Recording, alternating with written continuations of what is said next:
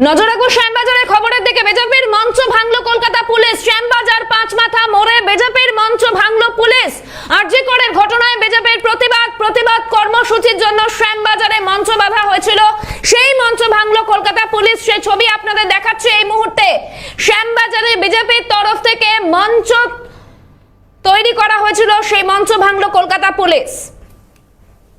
আরজি করে যে হত্যাকাণ্ড, সেই হত্যাকাণ্ডের প্রতিবাদে কিন্তু বিজেপির প্রতিবাদ কর্মসূচি, এবং সেই প্রতিবাদ কর্মসূচিতে শ্যামবাজার পাঁচমাথার মোড়ে কিন্তু দুটি স্টেজ করা হয়েছিল। একটি দেখতে পাচ্ছেন এই মুহূর্তে আমার পিছনে একটি স্টেজ রয়েছে শ্যামবাজার মেট্রোর একদম উল্টো দিকে, এবং একটি শ্যামবাজার পাঁচমাথার মোড়ে একদম ঠিক পাঁচমাথার মোড়েই কিন্তু আরেকটি স্টেজ করা হয়েছে। এবং সেই দুটি স্টেজ গতকাল রাত্রির পর কিন্তু কলকাতা পুলিশের তরফ থেকে এই দুটি স্টেজের যে জিনিসপত্র তা কিন্তু সরিয়ে নিয়ে যাওয়া হয়েছে, এবং স্টেজ রীতিমতো কিন্তু ভেঙে দেওয়া হয়েছে।